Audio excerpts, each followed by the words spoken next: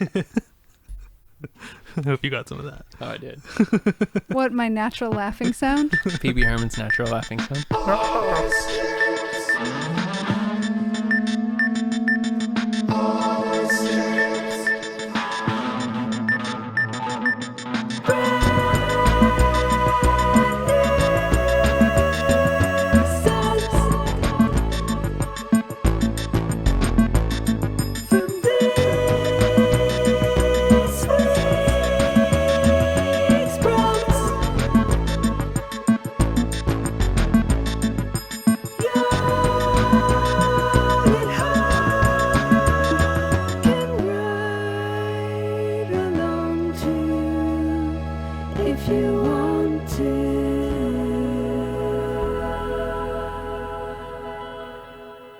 All right, and welcome back to my podcast. Whoa, taken over. And what podcast is this? No, I don't even know. I'll tell you what it is. All It's right. Honest Jams, songwriting podcast, where two friends have continuous marching orders to write a new song every week and rope some other songwriter into it. Yeah. And that other songwriter is Victor Nash. Yeah. I'm Walker. I'm Al. And Victor is a marching band enthusiast. Yeah. So And our first guest to strong arm us into a prompt. So I feel bad because I didn't realize that wasn't the way it worked. I mean, I guess I should have asked, It's but okay. we aim to please. If you want to do marching band, Totally. do marching band. Yeah. I don't remember where we were, but we were someplace and you asked if I wanted to be a guest. And I remember at that moment, I was just thinking about marching band so hard. I was just staring off into space thinking about marching. And I was like, yes, but the theme has to be marching band. Why do you love marching band so much?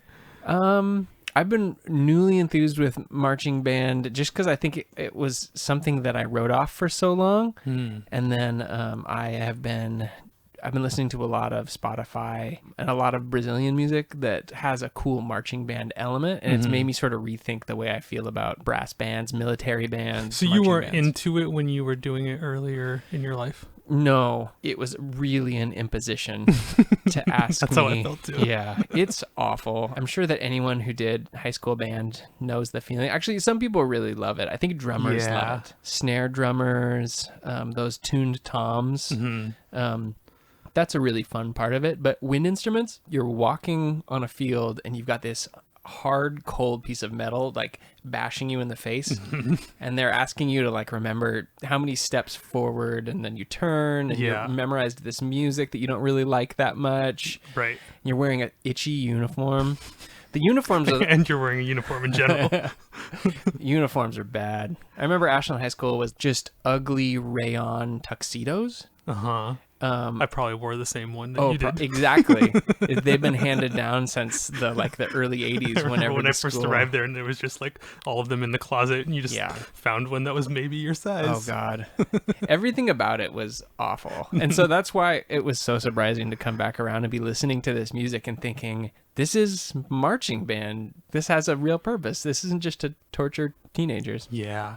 We do a little internet research for this stuff, and I came across some article that was all about like some college professor marching band person, and they had like tracked their like physical exercise and stuff like that like during the experience, and it's like pretty comparable like what those people are doing, especially on that level, to like the athletes around them and stuff, doing like 10-hour rehearsals of just like rudiments, and it sounds awful. It's kind of the opposite of what you guys are like. What I think that your guys' main impulse with this thing is like creative, like delving into your own like creative process. Marching band is like the negation of all that, where it's like somebody else's rules. It specifically comes from a military background. The military thing. Yeah. It's unmusical at the very foundation of it. Right. Yeah, you're like trying to turn everybody into a machine, kind of. Yeah, this big unconscious blob of people. Which I guess probably feels like when, like the reward of having done it, if you're like moving in this giant formation of people or something like that. I guess so, like what, when you watch the cool. videotape later? right. Because you just like, you don't get to experience it. No. I mean, I guess theater, and there's lots of things like that too, is you'd have to actually see it from a helicopter to appreciate it. Yeah. Oh, I hated it so much. Mud, cold. It starts in September. Right. And then if your football team does well, it goes into like November, and then there's snow on the ground. Mm-hmm. Yeah. I feel like you're in the Midwest or something too. It's just like icy clothes. Yeah, and the worst. Oh God, it's terrible. And then when you're training for it, it's still like it's like summertime-ish, so it's like hot, and Yeah. there was definitely extra things that I did not want to be doing. No.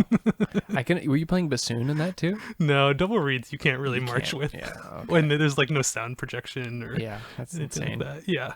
You don't necessarily need the sound to make it out there, though. Like in war films, when the commander's doing the inspiring the troops scene, Oh, and, yeah. he gets down to a whisper volume, and there's like Right. 400 men who are supposed to hear what he's saying in the back. Does that bother you guys?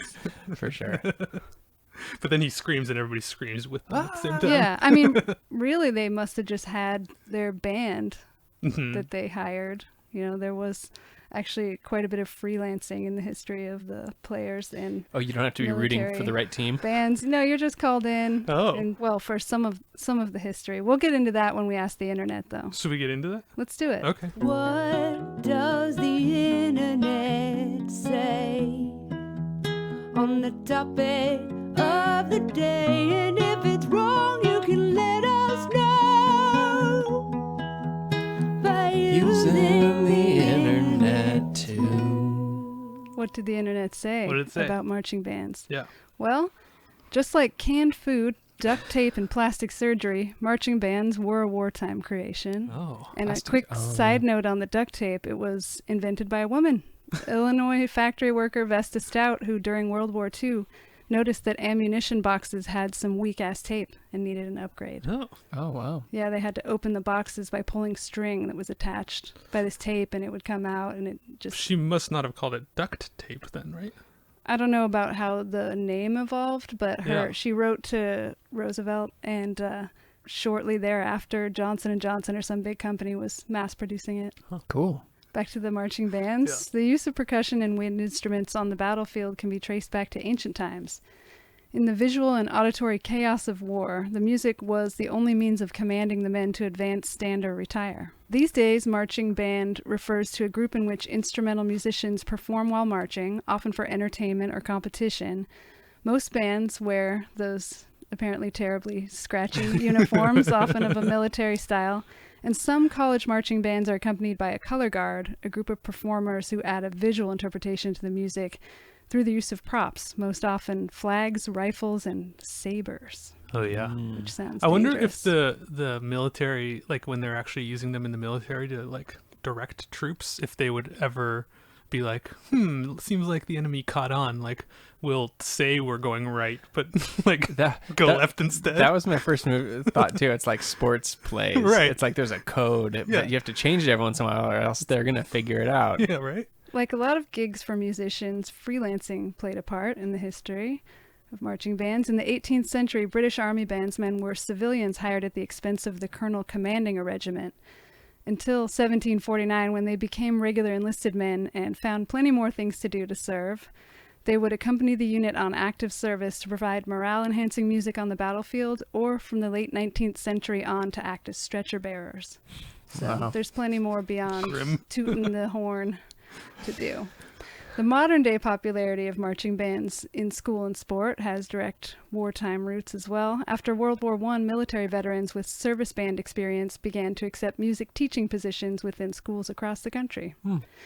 And there you have it. From the long-belled Carnacks of the Iron Age Celts to VH1's Drumline 2, A New Beat, marching bands are likely here to stay. And a rat-a-tat-tat. Whoa. And a parumpa-pum-pum to you, my And that's friend. that. What did the internet tell you about marching bands? Well, what was that? Oh, Tractor. tractor. Nice. Tractor. We're not in our typical recording space. Yeah, For thanks the for tractor having space. us Yeah. as your guests Yeah. today out in Destination Universe. Thanks for Studio. moving this party 200 feet to the south. Where the tractors roam free. Yeah, they really do. I just had a really sweet drum miking I didn't want to mess up. Yeah, perfect. For what I found on the internet, I thought we'd bring back a little segment that we introduced last week called Fun Moves. I found some fun moves that marching bands do on the field. Ooh. Texas A&M, Oh, okay. the Texas A&M. Aggies. Apparently, they're like a giant, famous, and well-regimented That marching makes band. sense. Texas is well known in the like all the good brass centers are in Texas for some reason at state schools, and then it seems like they're big on football too. So Right. it seems like Good combo. it would come together Yeah. for Texas. Apparently, this marching band is so well known that they have their own Wikipedia page. But on that Wikipedia page, there's a couple maneuvers that are very popular with the fans. There's the crisscross, where the band files split into two halves and march through each other at 90-degree angles. I've seen that one. It looks like really a lot of potential for collision. Uh-huh. We'll just wait for some future Okay. fun moves. Fun moves. Fun moves is pick your teeth off the football field and put them back in your mouth. Yeah.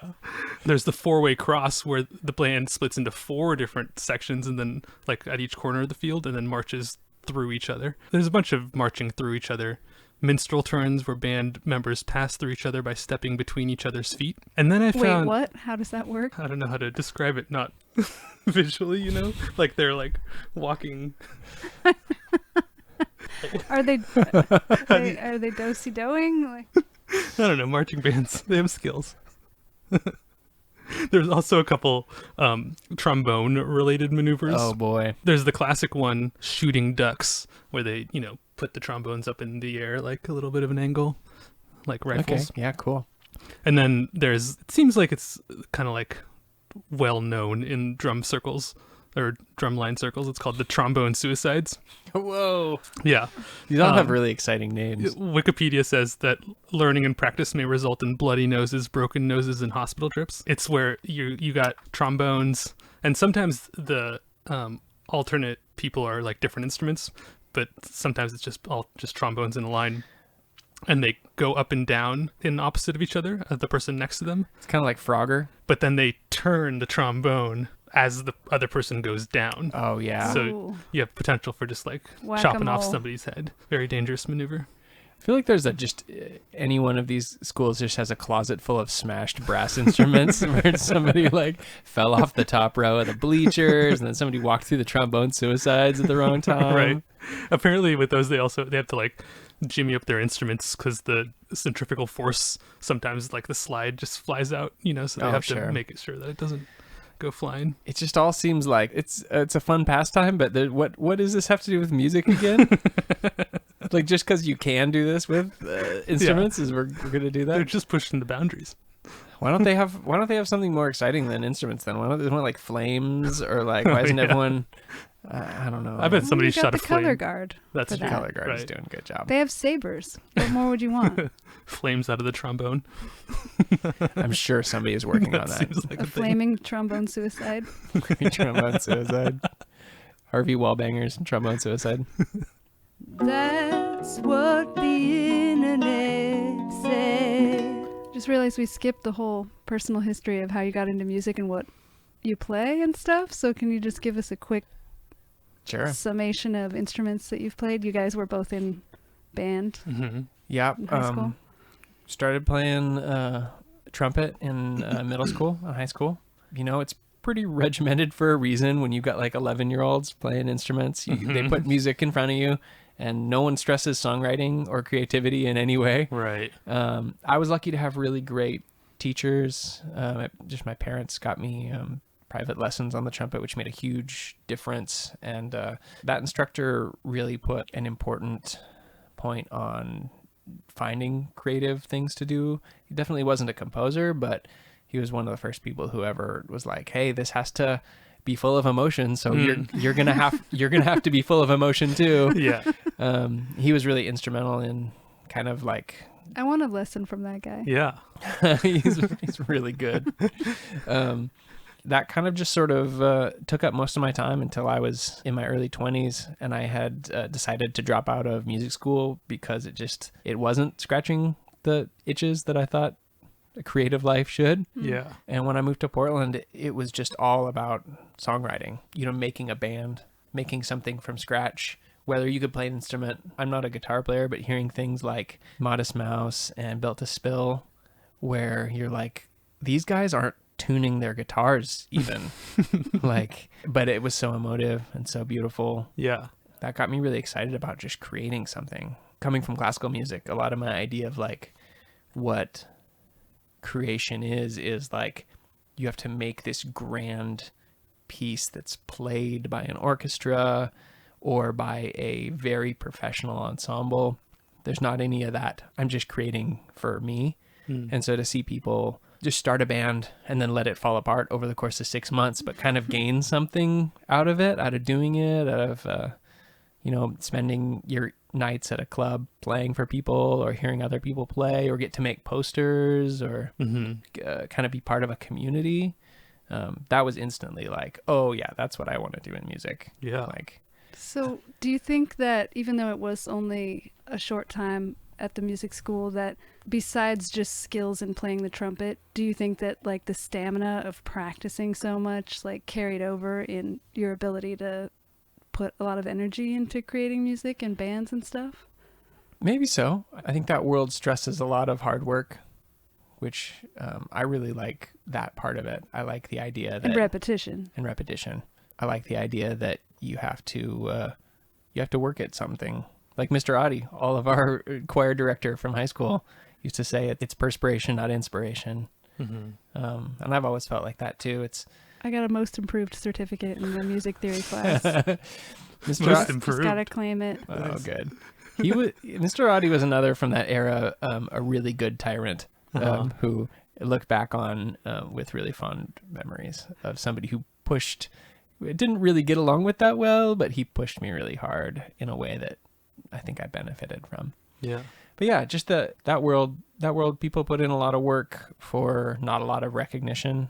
There's something kind of quixotic about classical music too in this era, where you're like, nobody's listening to this. Like, this isn't in the popular, like, this isn't breaking a bunch of new ground in terms of bridging gaps and like making new fans for this kind of music. But people still put all of their lives into it because it does something personal for them.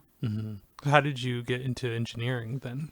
I did a little bit of audio engineering at school in Boston, but then just having a couple of bands when I moved to Portland in the early 2000s, and just needing to make recordings, but not being able to afford to go to a recording studio. We bought a couple of tape machines, and then it was the very early days of... ADATs. Yeah, we had some ADATs, which were pretty sweet. But it was kind of obvious at that point that most of recording was going to be in computers. Yeah. And, we could buy a computer for a couple $100 and the stuff we needed. And yeah, just started collecting gear. It was really easy because we always had a rental house with a big basement. We could just record in our practice space. That was a really easy step to make. Were you in recording other bands too at that time, or? It took quite a few years before I started doing other bands. Yeah. But it was really natural when I realized that it was basically the same as making one of my own projects. Ooh, see, I can't get over that hurt. Like that, it seems so much more intimidating to record somebody else than to record myself. Well, it's more complex, but I know, I just don't want to, like, I want to be able to give them what they want. And I don't know if what they want is going to be what I know. want. It never is. Right? That's the fun part. Yeah. I think something about our band had a lot of cooks in the kitchen. Right. So just by the nature of having to satisfy everyone anyway, I think I kind of worked that part of it out, where it was like, yeah, it's kind of... We trained you by being terrible bandmates. No, you guys are great bandmates. We're talking about Point Junction, Washington, Yes, you definitely are. which is still a band. It definitely is. Yeah, here, there's a record coming out soon. Yeah. Yeah, why not? I don't know. It's just, I would be so intimidated by, like, trying to give somebody something that was up to, like, my standards for what a good record is. Yeah. I really try, and I mean, there is that element of every project, but I also really try and just sort of be a documentarian of the process, letting other people really lead it, knowing that if I were to go to the place where, like, I was trying to impose my standards on something, that, yeah, we would get into that problem immediately and we would never get out. So... I'd like to join the project where you impose your standards. I don't even know what they are anymore. I lost them back there. I'll play triangle. I have exacting triangle standards. I'm getting good. You really are. So yeah, I got into it somehow, just slowly. Yeah. Should we get into this song? Yeah, let's hear this jam. What did you make this week? What did you make this week? Tell us all about it. Tell us all about it. Tell us all about it. Tell us all about it. Tell us all about it. Tell us all about it. Tell us all about it. Tell us all about it.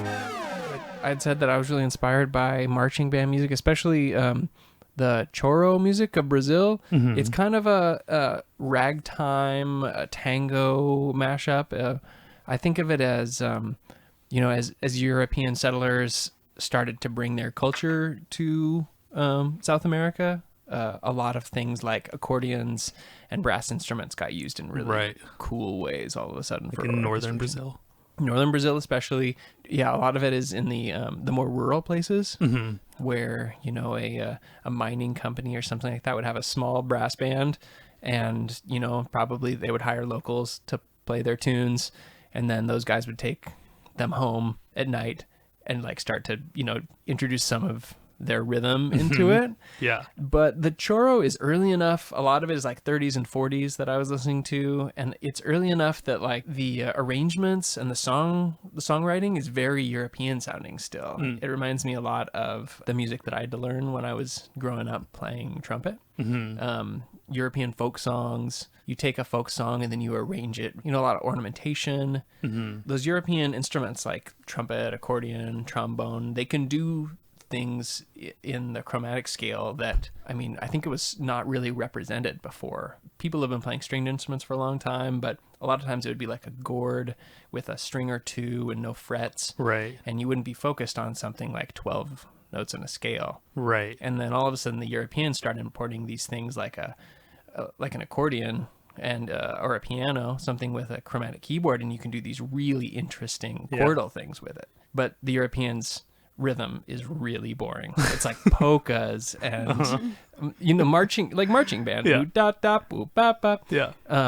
So you take those instruments to Brazil or someplace, or like Cuba or like Argentina or someplace that has like a rich like African history of rhythm, and all of a sudden it's like you take this music that is actually really beautiful, but you put like really cool rhythm underneath it. So I've been listening to a lot of that, and I wanted to do something instrumental based on that. So it's really fun to think of it as an instrumental marching band song. Cool.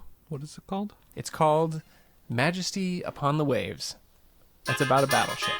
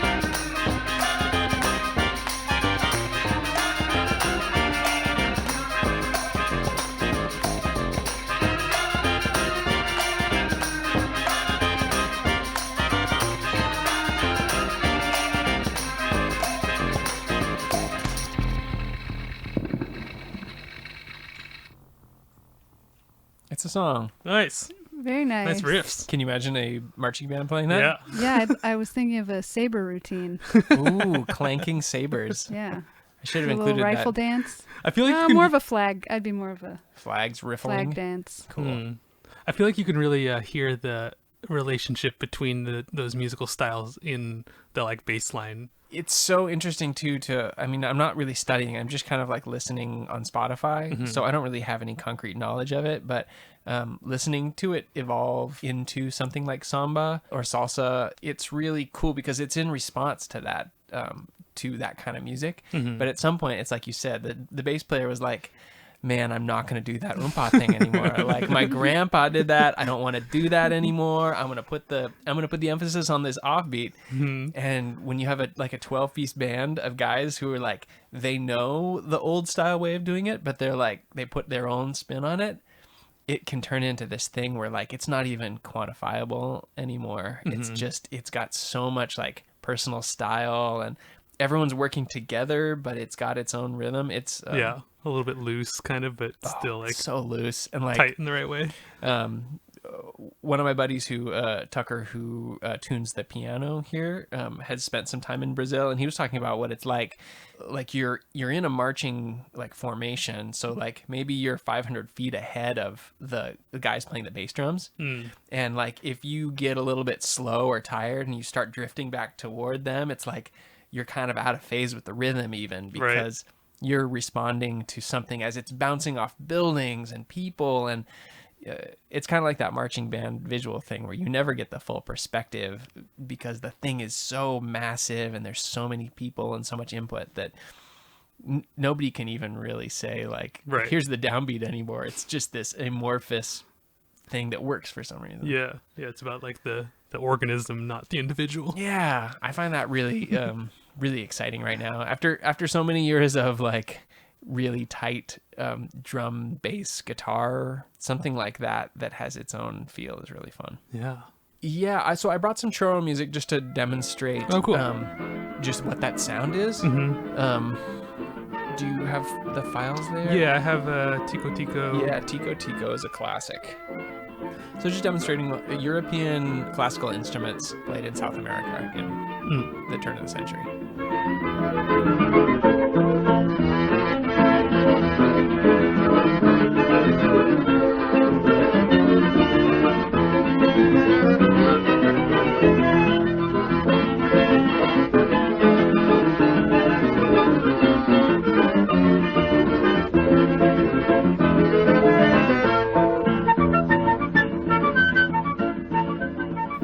Would have been a couple blocks away in the European part of town, a chamber ensemble of wind musicians playing classical music is just transformed by just the guy playing the guitar analog just having this intense like rhythmic strum to it instead. It still sounds as old-fashioned as like marching band music to our ears, but at the time, I think it was revolutionary that you could take, this European thing and then just make it like of the people and cool. Yeah.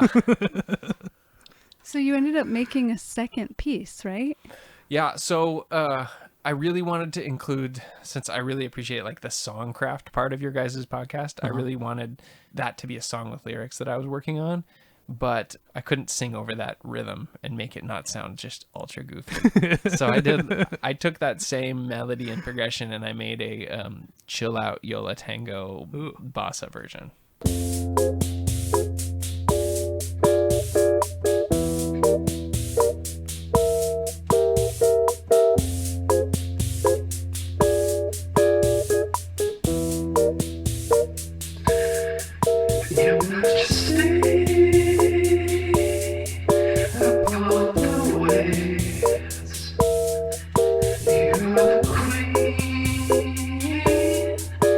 Taking credit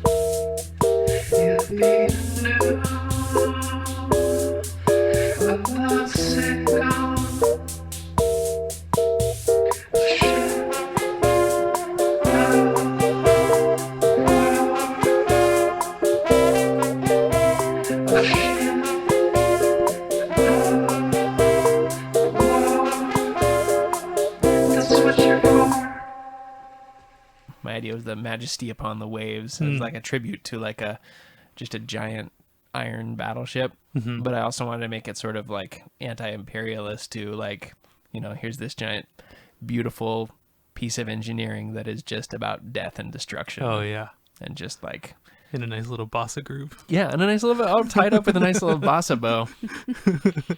I mean, this was like the first week of the pandemic vibe that we've been feeling. Yeah. And so I had a lot of free time, and so I spent so long on the marching band version, and then when it was done, I was like, I just felt unfulfilled that I hadn't gotten to sing. So I did that last version in like 25 minutes or something like that. Everything was first takes, and I didn't worry about anything. And I just feel like you can feel it. It's like it got to the place that I wanted to get so much more completely than the thing that I had like stressed and sweated and honed. I know. I just Isn't felt that always the case? Yeah, it just felt like such a microcosm for making art in general, where it's like you do all this work, but it's not necessarily fun to listen to somebody like struggle with big. And sometimes if you do like a ton of work, especially something like that has a high level of complexity or like moving parts, if you're doing it over and over again, you're getting really attuned to what all the individual parts are, so you're going to be able to really like hear all of them very well. But like somebody else listening to it isn't going to be able to hear it the same way that you can hear it. So it's just like, going off first impression, general vibes. Yeah, sometimes it's like even everything you're working towards is just completely off base for the random person that's going to hear it. There's a Brian Eno quote that I think about a lot, where he says that your relationship with a piece of music is a conversation. And every time you listen to that piece of music or interact with it, you're taking a step forward in that conversation or in that relationship, and you can never go backwards. I think about that a lot, where it's like you've gone so far down this path that no one else can go there with you. Like maybe an ethnomusicologist who you explain the whole thing to and who you make them listen to it 100 times, you can get them there. But yeah, it really is about communicating to other people. And, you know, if you get too far in your head, then you're not a very able communicator. Yeah.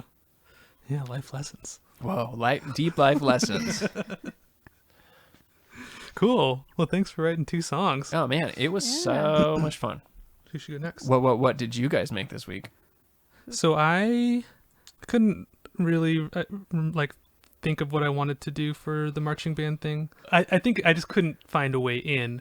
But then at some point we had done a podcast with Maria Kitty Crimes, and she mentioned like sample libraries, and I was like, oh, maybe I'll mess around with that. And so I decided to just build the song out of marching band samples. Oh, cool. So had a first attempt where I was trying to do that and incorporate singing.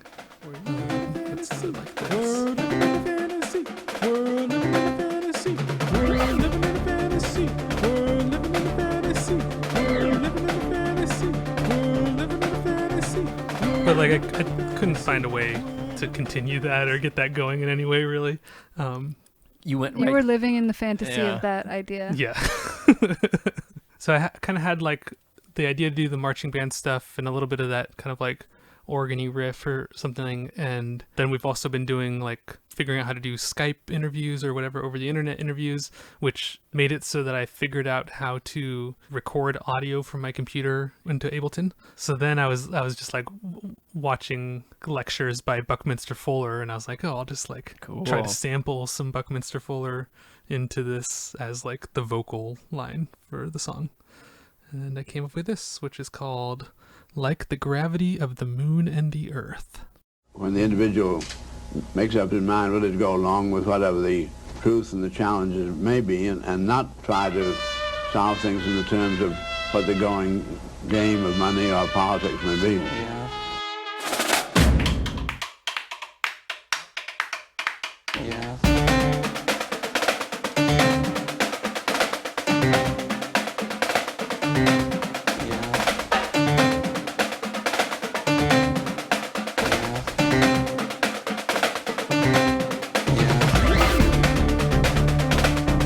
The fact that all humans were born naked, absolutely helpless, ignorant, gradually to discover that we have mind, that mind can discover principles.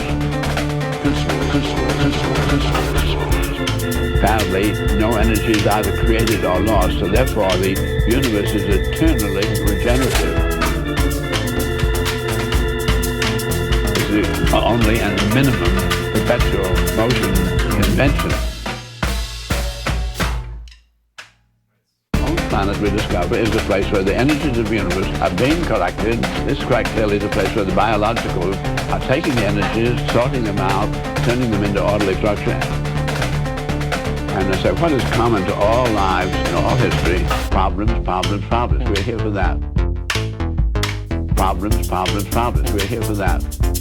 Our game on our planet is problem solving.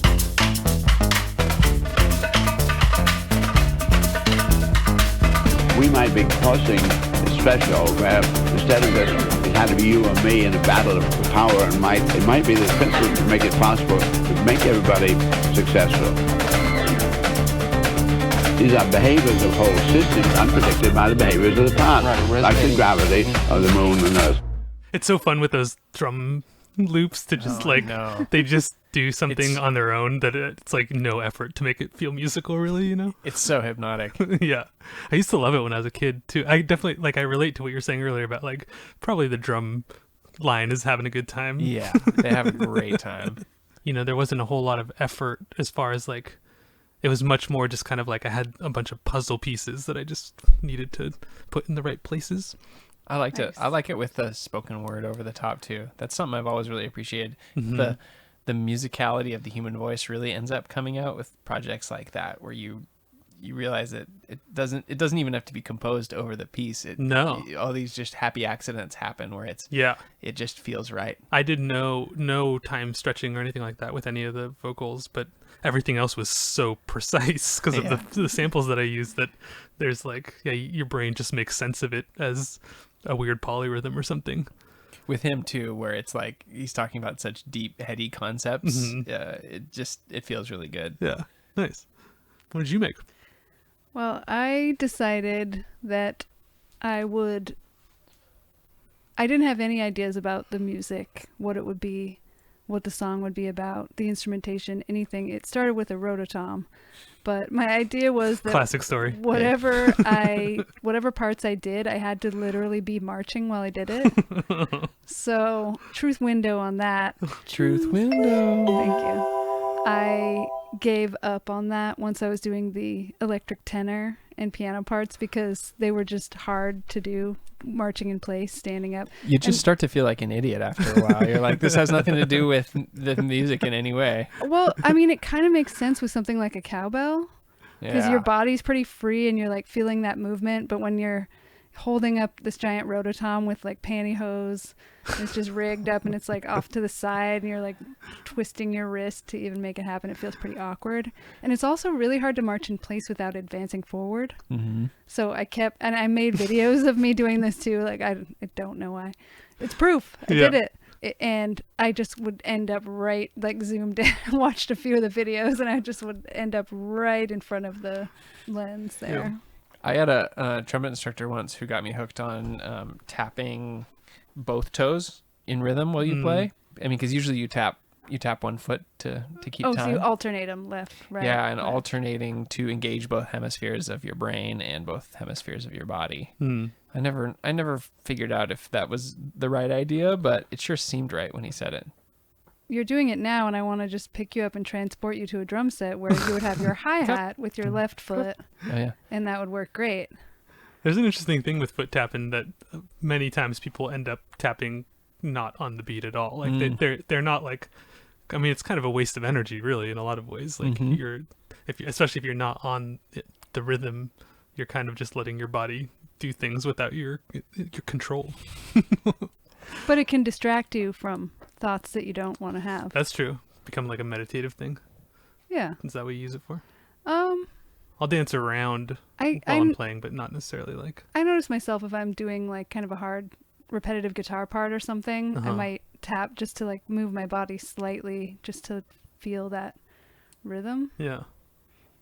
I find that it helps me keep the subdivision in mind. If I'm not, I mean, in a lot of music we play, you can't help but hear the rhythm because it's just, there's a drum kit behind you or somebody's just slamming away.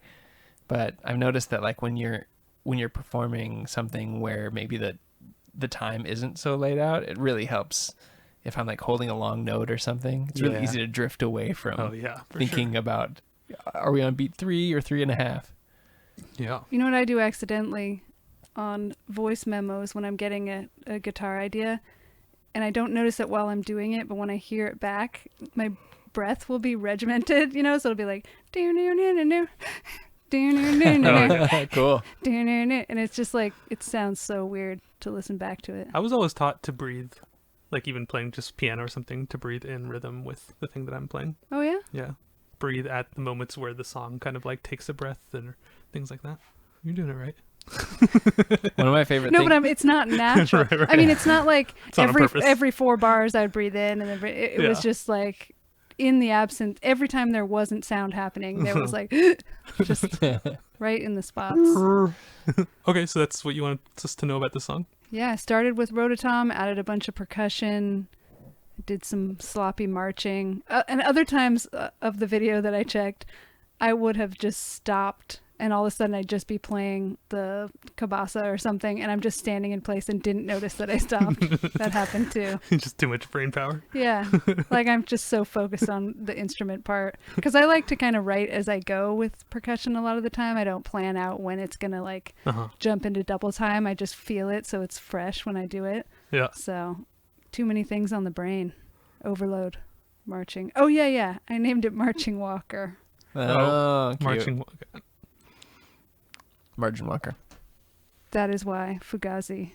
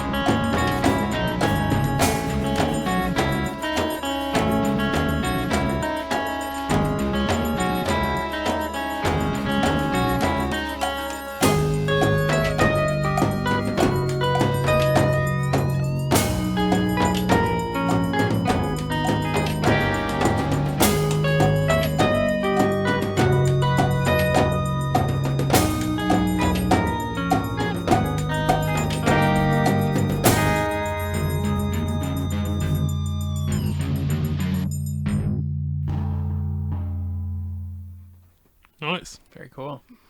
Yeah. I like that bass riff. Yeah, Oh, the key bass. that's super cool. Thanks. So did you do your typical thing, like all percussion down first? All the percussion first. Okay. And then I think it was the guitar, then the key bass to Nice. fill it out.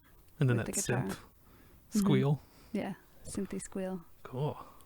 I love that cymbal too. That comes in, just that trashy cymbal. Yeah, it's interesting because of circumstances it's been a few weeks but I remember like just my emotional reaction to hearing my song back, and I liked it more and had less judgment for it this time because I think I'm not so recently involved in finishing it as I was like adding to the mix and stuff, like right up until when we recorded. I just felt like, oh, this is my baby, is it done? You know? And like I remember thinking that I liked it and it was cool, but it was missing some elements, and this time hearing it, I think it's just what it is, you know. Maybe I wanted it to have more energy, but then that's something to take up with the beats per minute I chose or something, you know. It's not about not fulfilling the idea that it did come up with. Yeah, it's a lot of it is probably just how you were hearing it so recently, is like we were talking about earlier. Like, yeah, I was talking with Ellie the other day about this, where like, especially when I'm like making a record, like how every time I've done it, my process is that like I'll make the songs in the studio, and then I'll just have to listen to it so many times that I literally do not want to listen to it anymore. Like I have to, because I'll be like so obsessed with like to decide listening to if it, figure perfect. out where the mix is, that kind of thing, that I have to like wear it out of my system to the point where like I really just don't want to listen to it, because I can't force myself not to do it. I've found like I still will, like forcing myself not to listen to it will be like I'll listen to it only once in a day or something, like but it's still on your mind the whole time. You're hyper advancing that relationship. So I kind of have to get to a point where I hate the song in order to actually get a little objectivity where I can kind of like step back from it for a second. I think that happens to a lot of people, and it's really hard. Yeah. I think that's where working with people you really trust on an art project is really helpful, because if people have roles in that conversation, then you can relax a little bit and trust someone else. They're like, okay, Eyal says that he likes this keyboard part, and I trust Eyal, so we're going to move forward on this. Yeah. I think a lot in terms of like the classic era of like jazz recording, like 60s or 70s, where you have a record producer who's not part of the technical process. Right. Or maybe not even a musician. Oh, yeah, exactly. But is just kind of like a conduit to the sales part of it. And, you know, the band plays and he coaches them a little bit, but he never says, I need you to play a different, well, I guess, he kind of helps pick the tunes and stuff, but not like measure 3 needs a little more sax or something like that. Right. It's a bigger picture thing, and it's someone at the end of the day who can say like, yeah, I can sell this. Like we can, because that's not the artist's job, is to keep that in mind. And in fact, it might be a detriment for a lot of people to the creative process. Yeah. But yeah, it's That's why we're not trying to sell anything here. No concern for the listener. No. Trying to divine what they might want to hear. Yeah. I'm sure they want to hear 40 minutes of marching band talk. Well, we gave it to them then. We did. Thanks for doing this with us. What do we need? We need a prompt for next week, huh? Ladies and gentlemen, next week's prompt is space. Oh, yeah. Perfect for the space that we're in right now. Space. Yeah. I mean, space can mean a lot of things. Give me some space. Give me space or give me death. If they... Time. No one can hear you in space. Cool. Space. Okay. Space it is. If anybody has space songs that they want to share with us. Anything else you want to say? No, just thanks, Victor, Yay. for being on the show and for just being the best dude around. Yay, thanks. Thanks for having me, guys. I think your podcast is really cool. There's only one thing left to say. We can bang on pots and pans. And still kick out some Honest Jams. Honest Jams podcast is written, recorded, and produced by A. Walker Spring and Eyal Alvis, and edited by me. Special thanks to Victor Nash for editing our theme. Special thanks to Oogie. And thank you for listening. We can't wait to hear what you make.